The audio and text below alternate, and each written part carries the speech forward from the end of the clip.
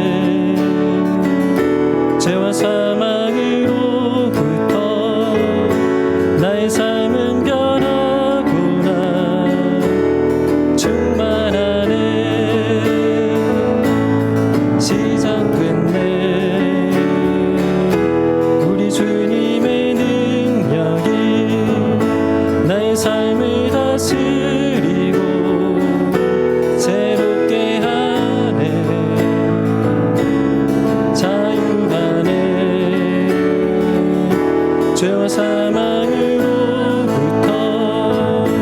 나의 삶은 변하구나. 충만하네. 은혜로다. 주의 은혜 한량없는 주의 은혜로다.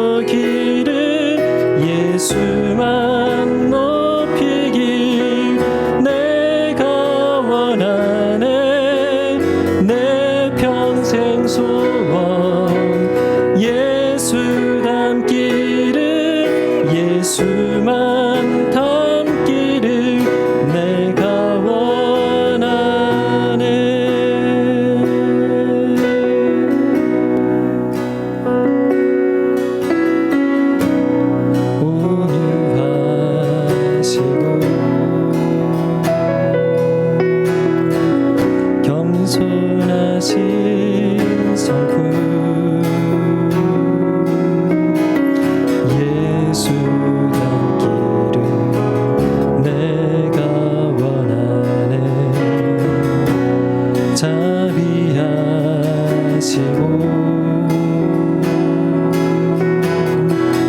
위로자 되시는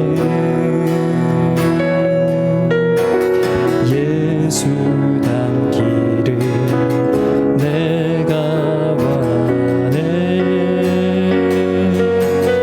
예수 닮기를 예수 보기를 예수만 높이길 내가 원하네. 내 평생 소원 예수 닮기를 예수만 닮기를 내가 원하네.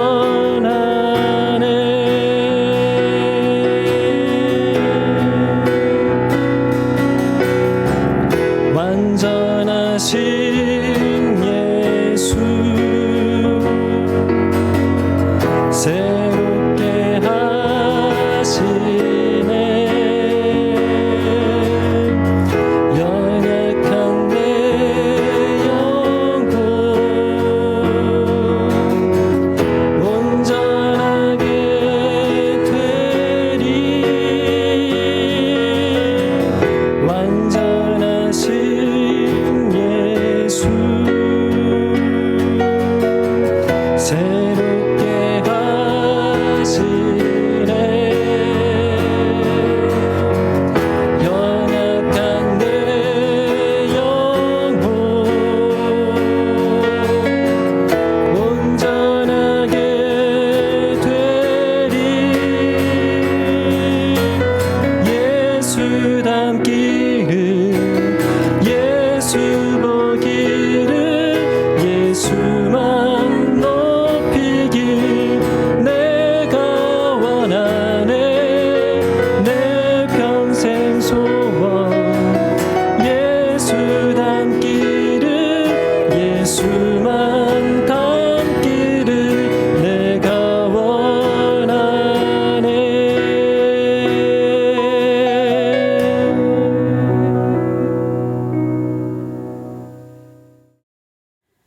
기도하겠습니다. 사랑과 은혜가 풍성하신 하나님, 이 시간 모두 모여 예배를 드립니다. 비록 물리적인 같은 공간은 아니지만 한 마음으로 한 자리에 모여 예배의 끈을 놓지 않고자 합니다. 현재 코로나 사태로 인하여 나라 곳곳이 감염 우려로 일연받고 고통받는 이들이 많이 있습니다. 치료가 필요한 사람들, 그리고 그들을 여러모로 도와주는 사람들, 모두들 지치지 않고 이 힘든 시기를 잘 극복하기를 간절히 기도합니다. 때로는 치료가 필요한 이들이 제때 치료받지 못해 안타까운 일이 발생하는 경우도 많습니다. 이러한 일들이 더 이상 발생하지 않기를, 그리고 이로 인해 지인을 잃은 이들의 상실감이 너무 크지 않기를 기도드립니다. 평범한 일상이 무너져 버린 지금에서야 그동안 무심히 지나갔던 일상들이 감사함으로 다가옵니다. 공동체 또한 마찬가지입니다. 만나지 못하는 시간들이 길어지니 그동안 내가 우리 공동체에 얼마나 많은 영향을 받고 살았는지 깨닫게 되었습니다. 이 공백이 더 길어지지 않기를 간절히 소망합니다. 또한 사태가 장기화되면서 일상뿐 아니라 생계가 힘들어진 이들도 많이 발생하고 있습니다. 이 어려운 시기를 견디고 잘 극복할 수 있기를, 그리고 이런 힘든 때일수록 우리 서로가 서로의 사정을 잘 살필 수 있기를 소망하고 기도합니다.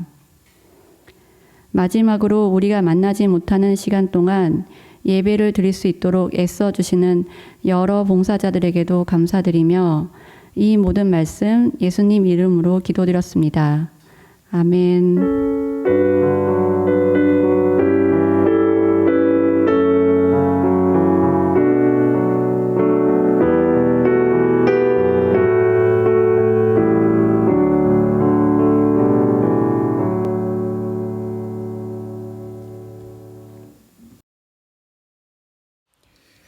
네, 교회 소식 전해드리겠습니다. 네, 새로운 특별한 소식은 없습니다. 지난주의 교회 소식 그대로 동일합니다.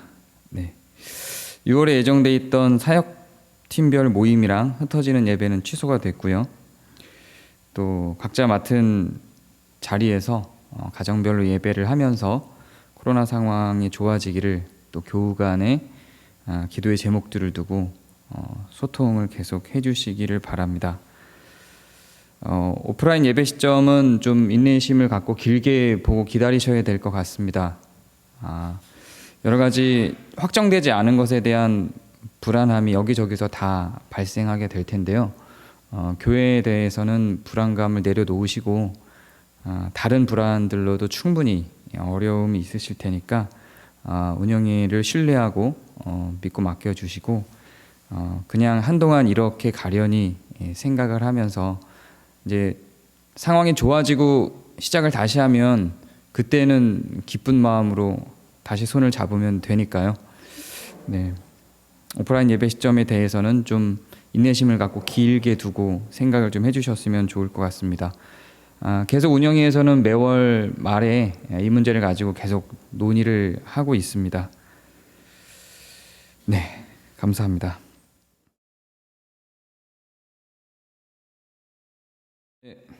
우리 함께 말씀 나누도록 하겠습니다. 오늘은 에베소서 6장 17절 함께 읽도록 하겠습니다. 제가 읽을 테니까 가정에서 그냥 들으셔도 되고요. 또 성경을 찾으신 분들은 같이 읽겠습니다. 시작. 구원의 투구와 성령의 검, 곧 하나님의 말씀을 가지라. 아멘. 자, 오늘은 성령과 말씀 그리고 경건의 관계에 대해서 좀 이야기를 해보고자 합니다. 지금 저희가 경건에 대해서 계속 설교를 진행하고 있는데요. 이번 주에는 말씀을 준비하면서 지금 이런 상황에서 매우 공허할 수 있겠다 이런 생각이 들더라고요. 저는 1년 계획을 한 대로 이 설교를 쭉 진행하고 있지만 상황이 예전 같지 않고 많이 변한 상태에서 온라인으로 예배를 드리고 일상이 힘들고 어려워진 상황 속에 현재에 대한 상황을 해석하고 그 일상을 이겨낼 힘을 주는 설교가 아니라 그냥 계획된 대로 쭉 진행하는 경건에 대한 설교를 하는 것이 좀 무의미한 메아리처럼 들릴 수도 있겠다 이런 생각이 조금 들기도 했습니다. 그럼에도 불구하고 또 이 경건에 대한 내용을 기다리시는 분이 있고 제가 또 새로운 내용들을 계획 없이 막 변동해서 진행할 만한 능력도 안 되고 기도하는 가운데 이 말씀을 계속 진행을 합니다. 많은 사람들이 교회의 위기에 대해서 계속 얘기를 했죠. 뭐 어떤 이슈가 있을 때마다 무슨 정권이 바뀔 때마다 무슨 정권이 바뀌면 뭐 기독교를 핍박해서 교회가 무너진다 어쩐다 하는 이야기들이 계속 되어 왔죠. 그런 방식으로 교회가 소멸될 것에 대한 두려움을 자꾸 조장해 왔고 실제로 그런 두려움은 습관적으로 우리를 찾아옵니다. 이번에는 누가 그런 두려움을 굳이 조작하지 않아도 사실은 조작하는 세력들도 있었지만요. 조작하지 않아도 그런 두려움들과 불안들이 생길 수 있죠. 네, 그러나 교회의 머리는 그리스도시죠. 결코 교회는 패망하지 않습니다. 그런 불안들은 내려놓으시고 교회에 대해서는 든든하게 주님을 신뢰하고 믿고 지금 긴급하게 변화시켜 나가는 교회의 형태에 대해서 함께 따라가 주시면 될 것 같습니다. 다만 교회가 지금 그리고 제가 현실적으로 어려움 가운데 빠져 있는 교우들을 향해서 어떤 실질적이고 물질적인 도움들을 드릴 수 없다 보니 그것이 조금 죄송하고 단지 기도와 말씀으로만 전달하는 모든 내용들에 대해서 무력함을 느낄 뿐입니다. 그러나 같은 마음으로 같은 고뇌로 우리가 달려가고 있음을 서로 좀 생각을 해주시고 함께 기도하면서 우리는 주변의 상황들에 요동하지 않고 이 진행되는 말씀 안에서 쭉 그냥 같이 걸어가 주시면 될 것 같습니다. 네, 그래요. 생각이 좀 많아요. 지난주에는 교회 방역을 했는데 이제 방역을 실행을 하고 교회 곳곳에 몇 개월 전에는 여러분들이 함께 웃고 떠들면서 나눴던 모습들이 그려지니까 울컥하더라고요, 안에서. 갱년기인지 모르겠는데, 네, 어쨌든 저만의 마음인지 모르겠지만 여러분들도 이런 부분들로 인한 스트레스와 불안이 있을 거라 생각 듭니다. 그러나 다 내려놓고 우리는 다시금 또 이번 주에 우리에게 주신 말씀과 매일매일 여러분들을 새롭게 하는 말씀을 토대로, 그리고 함께 걸어가는 교우들과 가족들과 함께 그들의 기도 제목들로 마음을 나누고 같이 힘써 한 주 한 주 하루하루 걸어가 주시길 바랍니다. 네, 다시 말씀으로 돌아가겠습니다.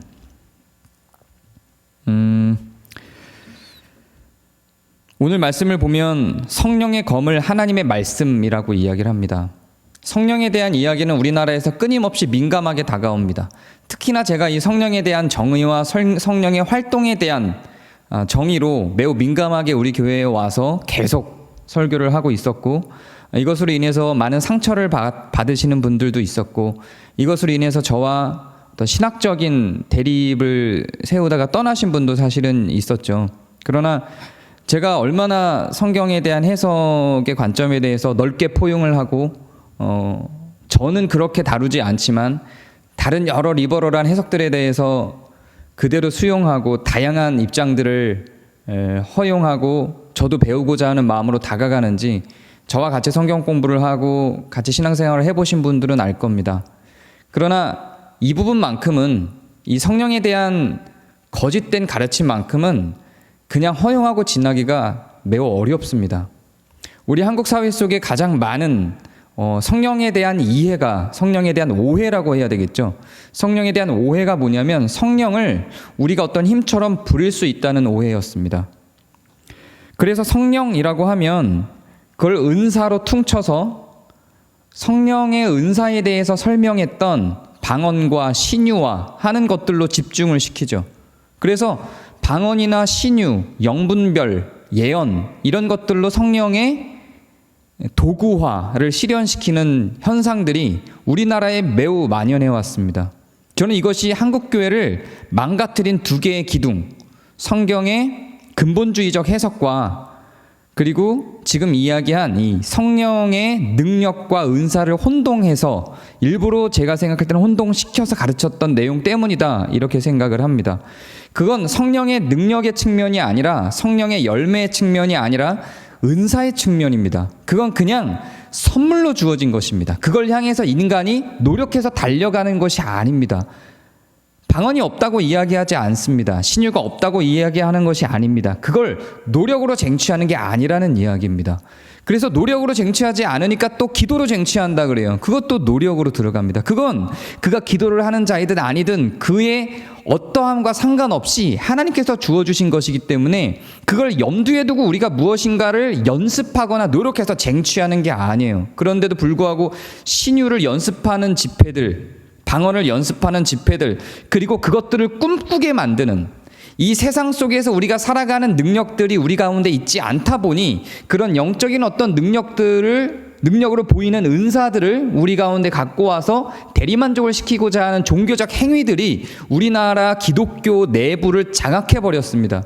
이걸 부정하면 성경을 부정하는 것 같은 이상한 현상들까지 일어나지만 성경은 이것들을 받도록 달려가게 우리를 강요하지 않습니다. 방언을 받기 위해서 어떤 노력을 하라거나 혹은 신유를 받기 위해서 어떤 노력을 하라거나 하지 않습니다. 방언을 받지 않은 사람도 허다하고 신유를 받지 않은 사람도 허다합니다. 심지어는 그 은사에 대해서 이야기하는 많은 부분들은 방언이나 신유와 같이 우리가 현상적으로 닿을 수 없는 어떤 그런 모양의 신비로운 능력들보다 자연스럽게 현상적으로 닿을 수 있는 지식과 지혜와 특별히 사랑에 대해서 은사로 인정하면서 강조를 합니다. 결국 그 성령의 은사에 대한 장은 이런 모든 은사들 위에 사랑이 있으며 이런 모든 은사들을 뒤로하고 사랑이 없으면 다 쓸모없는 쓰레기들이다라고 선언을 하기까지 고린도전서는 이끌고 갑니다. 결국 그 주제는 사랑이지 은사가 아니라는 이야기입니다. 우리가 어떤 노력을 통해서 그것을 쟁취할 수 있는 게 아니라는 이야기죠. 그런데 성령의 능력, 성령의 열매로 주어지고 있는 내용은 그것과 완전히 다른 측면의 내용들입니다. 성령의 열매로 주어지고 있는 내용, 정말로 우리가 추구하고 만지고 걸어가고 배우고 익히고 우리의 능력으로 삼아야 될 것들, 그래서 우리가 목적을 두고 달려가야 될 것들은 뭐냐면 갈라디아서 5장을 통해서 제가 몇 차례 설교를 했었는데요. 여기에 나타나는 겁니다. 성령의 열매는 사랑과 희락과 화평과 오래 참음과 자비와 양성과 충성과 온유와 절제니 이것을 금지할 법이 없느니라라고 했던 바로 여기에 있죠. 성령의 열매는 바로 여기에 있습니다. 누구나 여기에서 주어지고 있는 이 성령의 열매는 누구나 은사와 같이 사실은 우리의 노력과 전혀 상관없이 선물로 뚝 주어지는, 우리가 아무리 노력을 해도 가질 수 없는 어떤 것을 이야기하는 것이 아니라 성령을 믿고 성령을 따르며 성령을 동행하는 누구에게나 나타나는 열매들, 이렇게 이야기하고 있는 것입니다. 인간의 인격 혹은 성품에 관한 것들이죠. 데살로니가전서 1장 5절을 보면 이렇게 이야기를 합니다. 이는 우리 복음이 너희에게 말로만 이른 것이 아니라 또한 능력과 성령과 큰 확신으로 된 것임이라 이라고 이야기를 해놓고 이렇게 가죠. 성령의 기쁨으로 말씀을 받아 우리와 주를 본받는 자가 되었으니 그러므로 너희가 마게도냐와 아가야에 있는 모든 믿는 자의 본이 되었느니라. 성령의 기쁨으로 나온 결과물이 뭐냐면, 성령의 활동으로 나온 그 결과물이 뭐냐면, 성령과 동행함으로 성령의 내주하심으로 나온 그 결과물이 뭐냐면 그리스도를 본받는 겁니다. 그리고 모든 믿는 자의 본이 되는 겁니다. 여기서 그리스도를 본받고 모든 믿는 자의 본이 되는 게 방언을 하는 것이겠습니까? 신유를 하는 것이겠습니까? 성령의 열매로 앞서서 이야기했던 바로 그것들입니다. 사랑과 희락과 화평과 오래 참음과 자비와 양선과 이런 선한 모습들, 즉 우리가 지금 계속해서 이야기하고 달려가고 있는 경건입니다. 이런 경건의 모양들, 배운 바 깨끗하여진 우리의 마음이 삶으로 드러나서 나타나는 현상들, 희락과 사랑과 오래 참음과 인내와 양선과 이러한 것들이 성령의 열매이며 성령의 기쁨의 현상으로 다른 사람들이 본받게 되는 자로서 살아가는 사람들에게서, 그러한 사람들의 삶에서 나타나는 것들, 그리고 우리가 주를 본받아서 우리의 삶에 나타난 것들, 그런 것들이 바로 성령의 기쁨으로 나온 것, 성령의 열매로 나온 것들이라고요. 성경은 끊임없이 이렇게 동일하게 이야기를 해요. 끊임없이 성령 그러면 우리들에게 있어서, 지금 한국 사회에 있어서 성령 그러면 뭐가 떠오르죠? 뭔가 뜨겁게 기도를 하고 방언을 하고 병든 사람이 일어나고 죽은 자가 일어나고 하는 이런 이적적인 현상들이 계속해서 우리 가운데 떨어지죠. 성령이 너무나도 잘못 인식되어 있어요. 성령은 매우 일상적입니다. 성령은 매우 본질적이에요. 성령은 매우 우리에게서 나올 수 있는 일반적인 것들이에요. 누구나에게서 나올 수 있는 일반적인 것들로 열매를 맺어냅니다. 성령의 결과물은 그렇게 나타나는 거예요. 경건으로 성령의 열매들이 나타난다는 이야기입니다.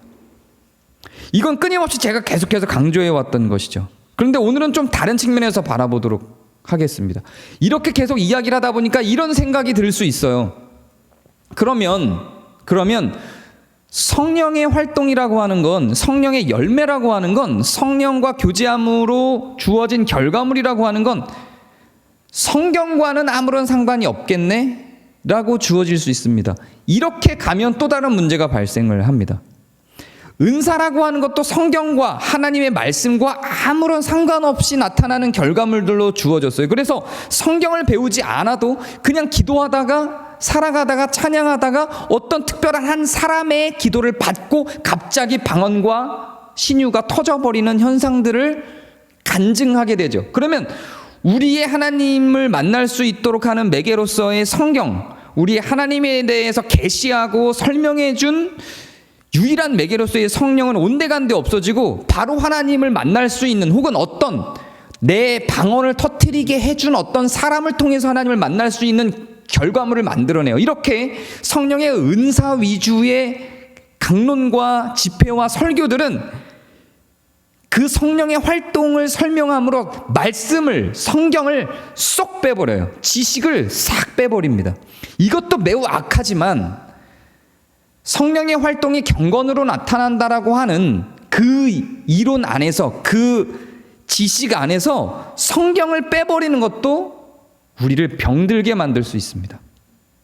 근데 지금 아까 읽었던 갈라디아서 5장의 성령의 열매라고 하는 측면으로만 놓고 보면 그렇게 오해할 수도 있죠. 성령의 열매는 사랑과 희락과 자비와 양성과 충성과 온유와 절제래요. 그러면 그렇게 사랑과 희락과 자비와 양성과 충성과 온유와 절제가 있는데 성경을 모르는 자가 있어요. 그러면 그는 성령의 열매를 갖고 있는 자인가?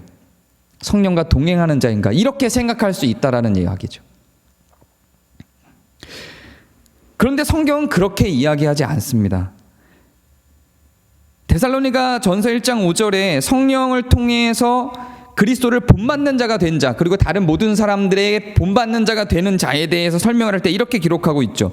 성령의 기쁨으로 말씀을 받아 우리와 주를 본받는 자가 되었으니 라고 합니다. 성령은 어떻게 활동하냐면 성령의 활동하시는 영역은 말씀을 통해서입니다. 끊임없이 성경은 그것을 놓치지 않고 언급합니다. 오늘 우리가 읽은 말씀도 보면 성령을 뭐라고 표현하고 있어요? 성령의 검 곧 하나님의 말씀이라고 표현을 합니다. 말씀과 성령은 떨어질 수 없는 관계로서 계속해서 우리에게 설명해져 들어옵니다.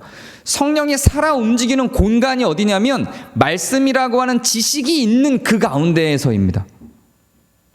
그거를 뛰어넘어서 우리가 갖고 있는 말씀이라고 하는 지식을 뛰어넘어서 역동적으로 활동하는 성령은 발견하기 힘듭니다. 발견하기 힘들다 그랬어요. 그것을 뛰어넘은 이적적인 현장들이 물론 있습니다. 아주 희미하게 성경의 기록들 속에도 그것들을 뛰어넘는 기록들이 종종 등장을 하고 우리가 신앙생활을 하다 보면 그것들을 뛰어넘는 어떤 현상들을 가끔 발생시킵니다. 하나님이 문자 안에만 묶여있지 않다라고 주장하시는 분들이 있어요. 네, 저는 그걸 부정하지 않습니다. 그걸 100% 부정하시는 분들도 있어요. 저도 그랬었고요. 그러나 신앙생활하는 현상 속에서 그렇지 않은 현장들을 너무나도 많이 봐요. 말씀을 뛰어넘는 하나님의 역사하심을 볼 때가 있죠. 근데 그건 일반적이지 않아요. 일반화되어 있지 않습니다. 자꾸만 제가 계속 강조하는 것 중에 잘 한번 생각해 보시면 신앙을 일반화되지 않은 것을 일반화시키려고 하는 경향이 우리를 병들게 만들어요. 그게 도박과 같은 겁니다. 그건 일반적이지 않아요. 99.9%는 그렇지 않고 0.01% 안에서 발생하는 것들이에요. 대부분의 성령의 활동, 성령의 역사, 성령의 열매는 지식을 통해서, 성경을 통해서, 하나님의 말씀을 통해서, 그래서 성경은 말씀이라고까지, 성령은 말씀이라고까지 그렇게 이야기를 하고 있는 겁니다. 성령의 말씀을 통해서 우리에게 열매 맺는 것으로 성경은 끊임없이 설명합니다. 그렇지 않은 것들은 예외 상황이에요. 근데 성경을 뒤로하고 성령의 활동 속에 우리가 드러나고 나타나도록 자꾸만 해석을 하고 그걸 요청하고 그렇게 살기를 원하는 사람들은요, 예외 상황 속에서 살기를 원하는 거예요. 끊임없이 예외적인 인간이 되기를 원하는 거예요. 나는 다른 사람들과 다른 어떤 예외 속의 원리에서 살아가기를 바라는 거죠. 왜냐하면 다른 사람들이 다 살아가는 그 일상이 힘든 것처럼 여겨졌기 때문에, 거기서 실패하기 때문에 자꾸만 예외성 안으로 계속 들어가죠. 근데 그 예외성이 더 힘들어요. 99.9%에서 실패했는데 0.01%에서 성공할 수 있을 것 같아요? 그렇지 않다니까요. 그건 예외성일 뿐만 아니라 우연성이기도 해요. 성경이 없이 성령이 활동하여 발생할 수 있는 건 예외적일 뿐만 아니라 우연적이기 때문에 그걸 향해서 달려가는 사람들은 도박판으로 달려가는 것과 같아요. 마약과 같은 거예요. 아무런 결과물이 없어요. 그럴 가능성이 99.9%라고요. 우리가 성령의 열매를 기대한다라고 한다면 그건 우리가 성경의 지식 가운데로, 경건의 지식 가운데로, 진리의 지식 가운데로, 하나님의 말씀 가운데로 들어가는 거예요. 그렇지 않고 성령의 열매들을 기대하기는 어렵습니다. 그런데 이런 말이 있어요. 디모데전서 4장 1절을 보면 이렇게 이야기를 합니다. 그러나 성령이 밝히 말씀하시기를 후일에 어떤 사람들이 믿음에서 떠나 미혹하는 영과 귀신의 가르침을 따르리라 하였으니 라고 이야기를 해요. 성령의 역할이 있어요. 성령의 역할이 경건의 모양을 만들어내요. 경건을 만들어내요. 성령의 열매가 경건을 만들어내요. 확증하는 요절도 있어요. 성령의 경건을 만들어내요. 이건 너무나도 명백하고 확증한 요절이에요. 지금 읽은 이 디모데 4장 1절 마지막 8절을 보면, 여기서 연결되는 8절을 보면 육체의 연단은 약간의 유익이 있으나 경건은 범사에 유익하니라고 하면서 이 디모데 전서 자체가 다 사실은 경건에 대한 이야기예요. 이 성령이 경건을 어떻게 만들어내는지에 대한 이야기예요. 근데 거기에서 뭘 이야기하고 있냐면 성령에 대비되는 현상으로 미혹의 영, 귀신의 가르침을 이야기하고 있습니다. 세상은 이렇게 나가 있어요. 이게 귀신의 가르침이라고 한번 생각해 봐요. 성령의 인도하심만 있지 않아요. 귀신의 가르침이 있어요. 지난 시간에 제가 탐욕의 프레임이라고 얘기했던 바로 그게 미혹의 영이에요. 이 미혹의 영, 귀신의 가르침이 우리 앞에 이렇게 있습니다. 이게 투명해서 보이는지 모르겠어요. 그런데 이게 이 귀신의 가르침이기 때문에, 미혹의 영이기 때문에 완전한 악이면 좋겠는데 그렇지 않아요. 이게 완전한 악으로 드러나지 않습니다.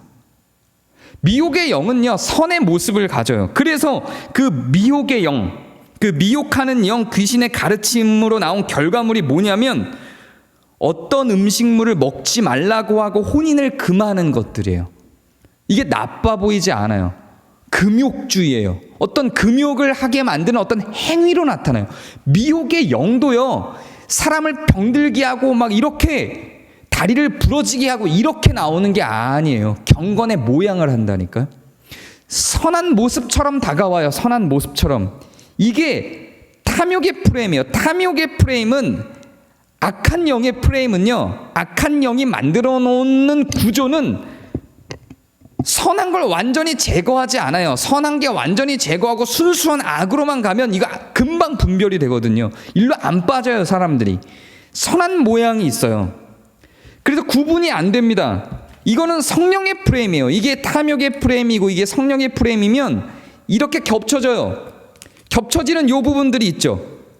이 겹쳐지는 요 부분들이 없었으면 좋겠는 거예요. 그래서 우리는 어떻게 자꾸 해석하기를 원하냐면 완전한 탐욕의 프레임과 완전한 성령의 프레임이 나누어져서 이 양당간의 어떤 한쪽을 선택하기를 원해요.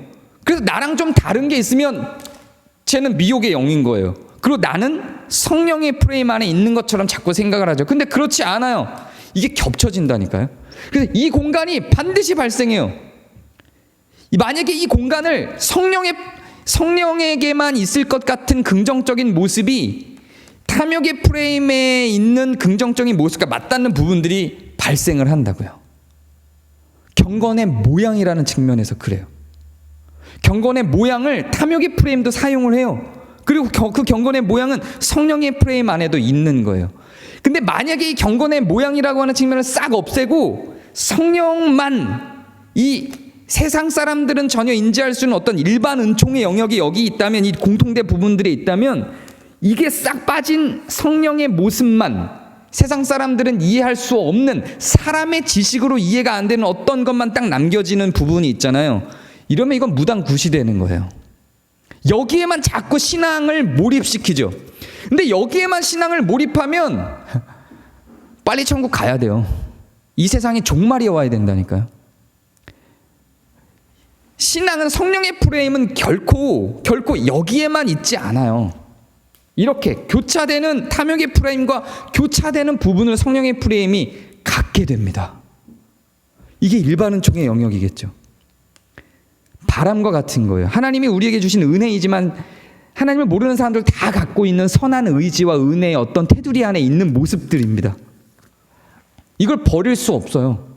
우린 이 안에서 사실은 살아가는 거예요. 이 안에서. 그리고 대부분의 성령의 역동과 역할은 이 안에 있어요. 여기에 있지 않아요. 이 안에 있어요. 그래서 대체로 이렇게 묶입니다. 이렇게 묶여요. 대부분의 영역이 이 가운데 아주 미세한 차이밖에 없어요. 미세한 차이밖에 없고 대부분의 영역이 여기에 묶여요. 미혹의 영인지 성령의 프레임인지 사단의 프레임인지 탐욕의 프레임인지 분간이 안 되는 채로 살아가는 경우들이 태반이에요. 그럼 이걸 어떻게 분리할 것이냐, 어떻게 이걸 나눌 것이냐라고 할 때 성경은 오늘 디모데전서 4장 5절 말씀은 하나님의 말씀과 기도로 거룩해진다고 이야기를 해요. 이게 구분되는 시점이 어디냐면, 이게 구분되는 지점이 어디냐면 말씀과 기도라고요. 기도가 하는 이러한 역할에 대해서는 나중에 기도 파트 따로 설교가 들어갈 겁니다. 오늘은 말씀이니까 말씀에 대해서 조금 더 집중을 하죠. 그래서 에베소서, 오늘 우리가 읽은 에베소서 6장 17절 말씀, 성령의 것, 곰, 것, 하나님의 말씀이라고 한 것뿐만 아니라 성경에 이런 게 무수하게 많아요. 에베소서 1장 13절 보면 그 안에서 너희도 진리의 말씀 곧 너희의 구원의 복음을 듣고 그 안에서 또한 믿어 약속의 성령으로 인치심을 받았으니라고 표현을 하죠. 진리의 말씀이 어디로 가요? 진리의, 지난주에 제가 지지난주부터 나눴던 진리의 지식과 같은 내용이에요. 진리의 말씀. 말씀이 문자로만 있지 않고 우리의 삶을 통해서 드러나는 바로 그 현장. 그 진리의 말씀이 성령의 인치심으로 간다고요. 성령과 말씀은 떨어질 수 없어요. 말씀이 없이 성령이 역동되는 것은 발생하기 매우 드뭅니다. 우리 삶에서 거의 발생하지 않는다고 보면 돼요. 이걸 분별하게 하는 것, 탐욕의 프레임과 성령의 프레임을 분별하게 하는 것, 성경을 알지 못하고 말씀을 알지 못하고 이건 분별되지 않습니다. 우리는 그리스도의 성육신, 그리스도께서 십자가 인간으로 내려오셔서 로고스이신 하나님이 인간으로 내려오셔서 인간의 육신을 입으시고 그 말씀이신 하나님이 인간의 육신을 입으시고 우리를 위해 못 박혀 돌아가신 그 십자가의 현장, 그 현장이 없이는, 그리스도의 십자가가 없이는 우리는 구원으로 진입할 수가 없었어요.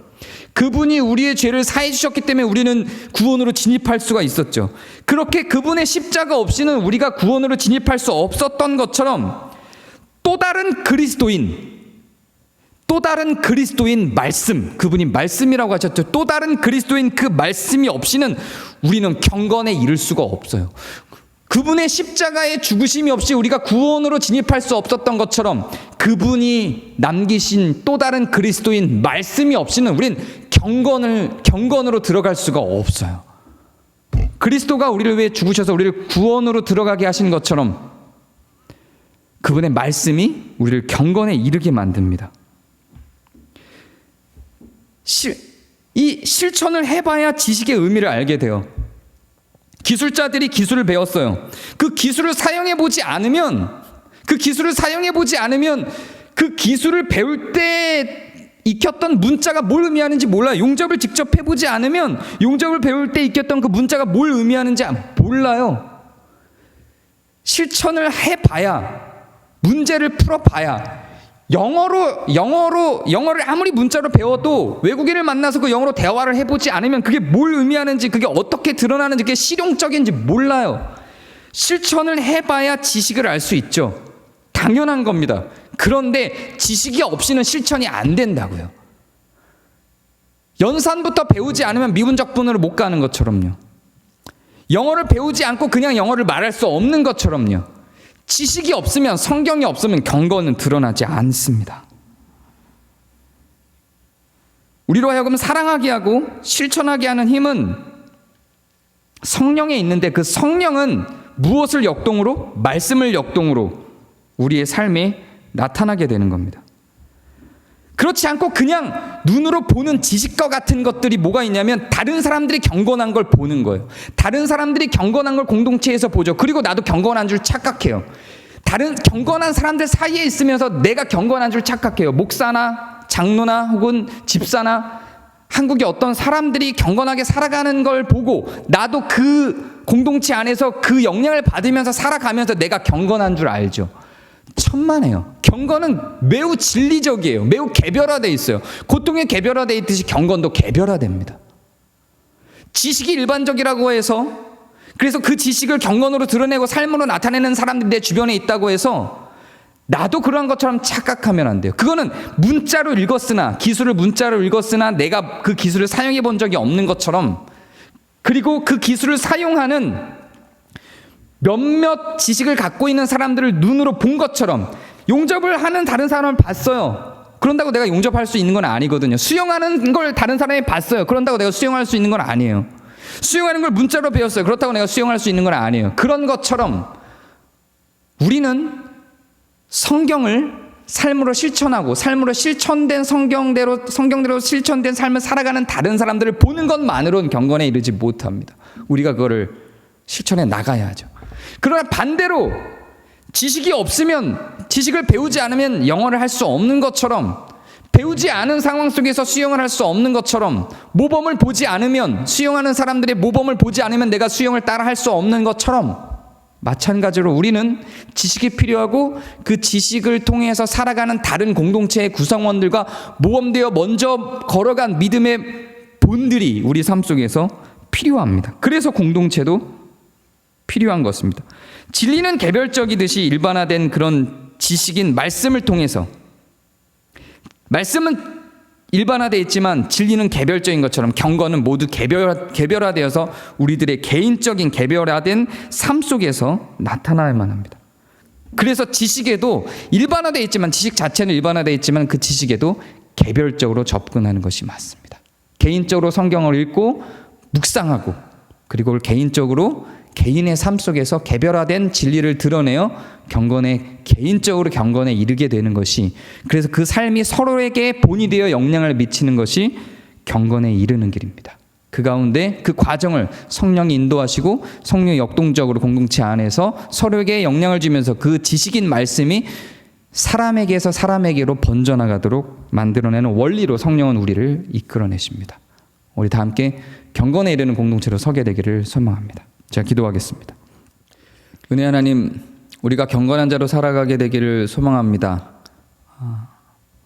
탐욕의 프레임 가운데에서 우리가 성령이 이끄시는 그 과정을 통해 경건한 자로 서게 하시고, 또 경건에 집중하여 말씀을 무시하지 않도록 늘 경건의 동력이 되는 말씀 가운데로 다시금 돌아갈 수 있도록 우리의 눈을 향하게 하여 주옵소서. 우리 구주 예수 그리스도의 이름으로 기도합니다. 아멘. 네, 우리 더불어 함께하는 기도 함께 나누겠습니다. 노한공동체 교회는 원래 오프라인으로 모일 때 함께 한 주제를 가지고 한 목소리로 기도를 하는데요. 지금 온라인에서 예배를 드리는 동안 제가 기도문을 작성해서 그 가운데 우리의 마음을 두도록 제가 기도문을 낭독하겠습니다. 함께 기도하는 마음으로 경청을 해주셔도 좋고 주보를 통해서 함께 낭독을 해주셔도 좋을 것 같습니다. 기도하겠습니다. 삼위일체의 하나님, 하나님의 본성이 공동체적이심을 기억합니다. 성부가 성자의 마음을, 또 성자가 성령의 마음을, 성령이 성부의 마음을, 또 성자가 성부의 마음을, 성령이 성자의 마음을 서로 알고 신뢰하고 같은 의지를 갖고 동일하게 사랑하시는 그 놀라운 공동체의 모습을 찬양합니다. 사역이 달라도, 역할이 달라도, 모습이 달라도 서로의 무죄함과 사랑함을 통해서 역사를 이루시는 아름다운 삼위 하나님의 공동체를 찬양합니다. 또한 더함 공동체 교회가 삼위 하나님의 공동체와 같은 모양으로 사랑하고 살아가기를 소망합니다. 그러나 우리는 서로를 여전히 잘 모릅니다. 마음을 알지 못하기 때문에 신뢰하지도 못합니다. 같은 의지를 갖고 있지도 못합니다. 삼위 하나님께서 이루신 그 놀라운 그 공로의 역사를 우리가 이룰 수 있을까요? 매주 만나고 매주 보던 우리가 너무 긴 시간 떨어져서 살아갑니다. 매주 만나도 뜻을 같이 하기가 어려운 연약한 죄성을 가지고 있는데 이렇게 오래 만나지 못하니까 더욱 헤아리기가 어렵습니다. 나의 하나님, 간구합니다. 우리로 하여금 사랑하게 하여 주시옵소서. 그 사랑으로 서로를 안식하게 하여 주옵소서. 하나님이 서로 사랑하셨듯이 우리도 사랑할 수 있게 하여 주옵소서. 하나님께서 우리를 사랑하셨듯이 우리도 서로 사랑하게 하여 주옵소서. 서로에게 잊혀져 가지 않게 하시고 서로를 위해 더욱 기도함으로 기도로 만나게 하시고 같은 기도를 함으로 같은 의지를 갖게 하여 주옵소서. 우리 가운데 더 어렵고 힘든 교우들이 있습니다. 코로나가 장기화되면서 더욱 어려워지고 힘들어지는 교우들이 있습니다. 기도하오니 그들을 보살펴 주옵소서. 경제적으로, 건강의 이유로, 또 마음의 문제로 어려워하는 모든 교우들이 회복하게 하여 주옵소서. 하나님을 만나게 하여 주옵소서. 우리와 함께하여 주옵소서. 예수님의 이름으로 기도합니다. 아멘.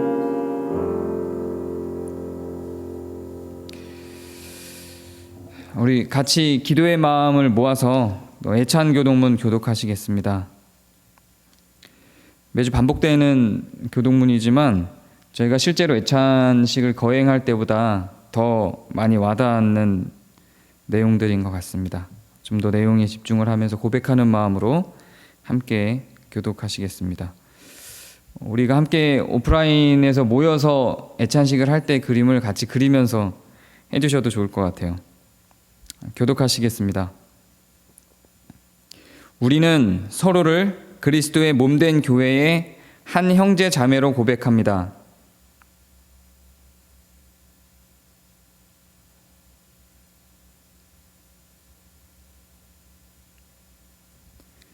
우리는 우리 자신의 일만 돌보지 아니하고 서로를 돌아보며 서로의 짐을 지어주고 서로를 기쁨으로 도와줄 것입니다.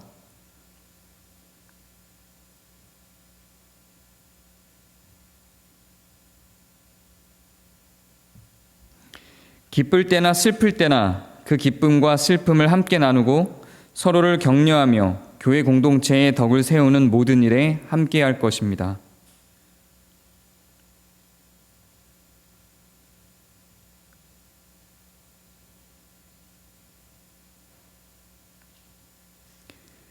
우리는 또한 우리에게 베푸신 하나님의 풍성한 사랑을 우리의 이웃과 더불어 나눔으로 하나님께 영광을 돌릴 것입니다. 같이 읽습니다. 지금 우리 모두는 서로서로 한 몸으로 연결되어 우리 주 그리스도와 함께 연합합니다. 우리 함께하는 강복선언으로 예배를 마치겠습니다. 이제는 주 예수 그리스도의 은혜와 하나님의 사랑과 성령의 교통하심이 우리 교회와 함께 있을지어다. 아멘.